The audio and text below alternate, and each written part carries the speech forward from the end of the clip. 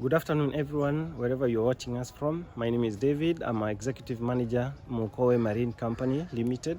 We are based in Mombasa. At the moment here, we are at Tamari Dau Mombasa restaurant.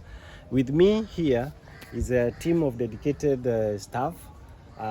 We have Jerry, who happens to be the apprenticeship learner, who has just recently graduated with the skills of computer training and other aspects of processing. Next to her is a structural engineer, Phyllis. She is expert in all matters to do with the architectural engineering, and she's dedicated in her work. That's why I'm proud of her. Next to her is Jamal. Jamal is a marine expert who has very great talent in issues to do with value addition, and we are here to demonstrate or to showcase all our potentials in Marine Mokowe Company, so that everyone, whoever hears about us, all want to visit us and see the expertise that we have, will not only see the skill but the competence in us. Thank you for that session. Next, now I want to show you the office that we have. It's based on the beach shores of Tamari Dau restaurant. You come here, you'll find us with all various and manner of equipment for our expertise work. We have the store right here with me. From the inside part, it's a place that we install our agents. These are called outboard agents. They are called outboard because they are installed on the outside of the boat when one is riding the boats. They are of different levels and the categories depending on the power. We have the 15 horsepower, we have the 25 horsepower, and some of them that have already been taken with the boat to the shore, to the ocean. One is 40 horsepower and another one is 75 horsepower. Those horsepower I'm referring to are the capacity power to ride the boat. The higher the horsepower, the speed the boat or the engine can run the boat. Next to the store, we have the diving tanks or the diving cylinders. These diving cylinders, they are used by divers who are getting into the water. They are called breathing tanks because they carry the oxygen that a diver uses to breathe with when they are underwater. How many? Just to demonstrate, how many are there? We have like 17 at the moment, 17 diving tanks, and more are under repair, and others are under repair. So in total we have 25 diving tanks. I can quickly and short demonstrate. Many people get worried, how does one carry the diving tank to the ocean? Here we have the diving tank. It has some parts. The part number one is called the head.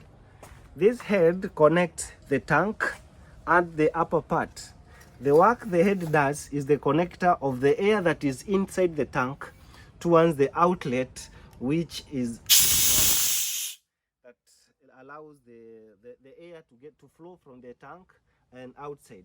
There is a regulator that is connected, that one the diver attaches to the nose for the purpose of breathing. Everybody would wonder, how is it harnessed? This one is called the backpack, or in short the BCD. It's the gadget that is normally used to ensure that the diver can carry the tank at the back. This is how shortly it is connected. You just harness to this. There is a clip. You tap to this one, then you're able to carry the tank towards your back as you dive to the ocean. From that, it's just a clip to show or to demonstrate some of the boats that we have. Now we quickly rush to the boatyard to showcase some of the boats that we have. Just come with us.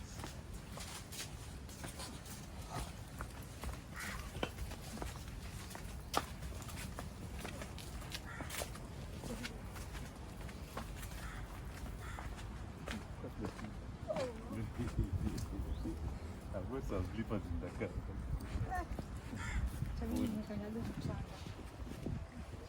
We are already at the beach. What we have is the beach and the boatyard.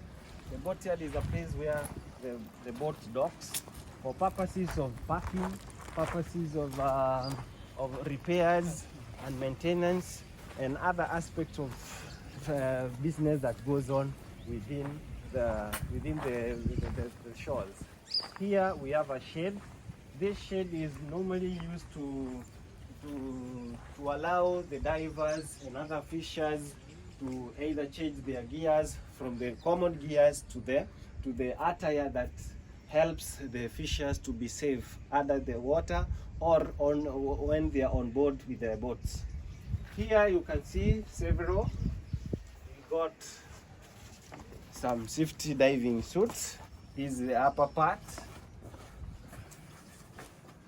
We generally have different types of diving suits.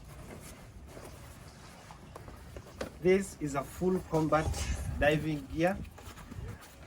For those who know it or those who have never seen it, it's called a wetsuit. Once you are in this one, you become buoyancy. You cannot easily get water getting into your body, and it's safe for you when you are underwater. For those animals or those small fish like jellyfish that can sting you, so they are very useful when divers are using them. From the other end, we got some nets, several. Some are other process of getting cleaned, because you dive with them or you cast them underwater. Sometimes they get some stuffs, so you have to clean them. There are several, and they are of various colors and various make. Some of the parts that allows the net to get to float on the upper side, and we got the net part, and we have the lower part that has weight to allow the net to sink onto water, then spread to the extent that the fish will just swim and get into the nets and they are caught. Nets are made in a way that some of the fish, we do not allow the nets that are too small. We allow the nets that are huge enough for the fish that will be caught. Is not the small one, is the large one, so that we cannot do overfishing. So the small fish gets in and get through the nets, but the big fish that can be edible and ready to eat are the ones that are normally caught by these nets. So we discourage those mosquito nets, and that's cause damage to our ecosystem. So just to give almost to the summary, is the boatyard. We got the steel boat. The steel boat is normally meant for commercial work. This normally carries the divers who are mostly going for commercial diving, especially underwater construction, underwater welding, all salvaging, and most important when it comes to rescue. Like for cases when you hear the cars or staffs have gone underwater, they normally used to, they are carried by this boat because of the size and the safety in it. Alongside there, on the waters, there are boats, normally small, depending on the size and the quality. We have some wooden, others are made of fiber, so that they can help different. The size of the boat determines the number of people who can get on board in it. Who owns these boats? We, Mokowe, own the 7 of the boats. Others are our friends. We are not, we do not practice monopoly. We have some fishers, other fishermen that we allow them to dock to our place so that they can work together with us. So Mokowe generally has 7 boats, and the rest belong to some of our friends who come and fish join us. Why is that boat naked? It does not seem to have some kind of fiber on it. So as I've said, some are made of wood, depending on the type of the wood. So the fiber is a little bit expensive. If somebody cannot afford fiber, you can make it out of wood, and that's why it has wood and not fiber like the one. The blue color or the yellow, it depends on what somebody wants to paint the boat with. So we can see our friend has just joined us. Come from fishing. Let's make a see. Brother,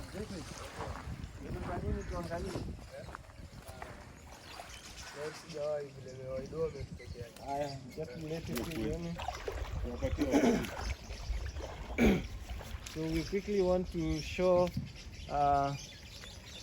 where's the unai?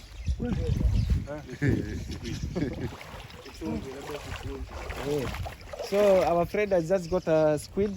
It's a kind of a fish, normally from water, very delicious. And for those who have never seen, never be scared. It's a delicious meal for one to have a taste. Yeah. Squid. Sio unakula yeye mzee? Vitamu? Iko sawa. That's interesting.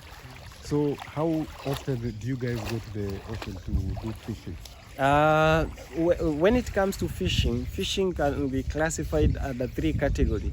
Category number 1 is that people can go fishing for either sports, they can go fishing for aquarium, then they can go fishing for the normal fish for food.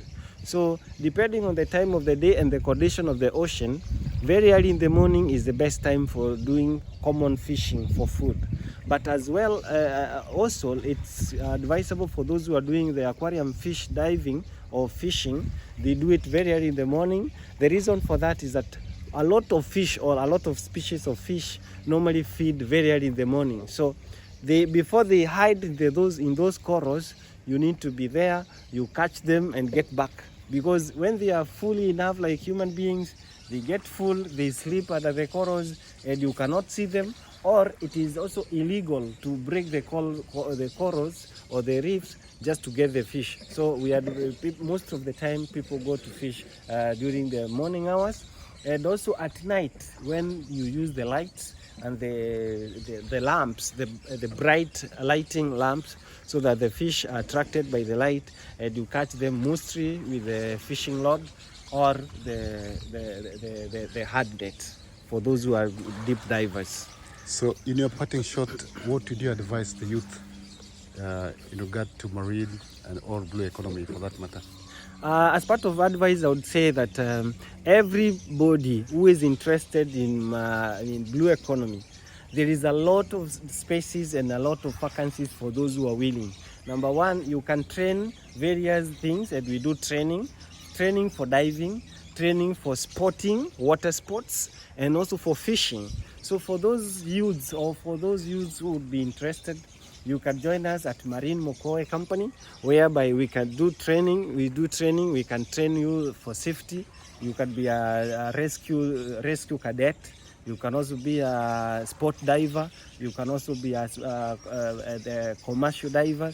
And you can also join us in aspect of boat making. Like the boat that is made here is made from scratch. So if such a skill is gotten or is received by a youth, it will reduce the aspect of drug usage and manner of wasting time, and joining together in the aspect of growing our economy. Thank you very much, David Mutegi. That was a very, very good summary and the highlights of what Mokowe Company Limited, which works across this coastal strip of Kenya, is doing. Yeah. And we really appreciate not just you as the managing director, but also your colleagues who are with you today and whom we wish to work with as Sigma Foundation. Thank you. Thank you very much.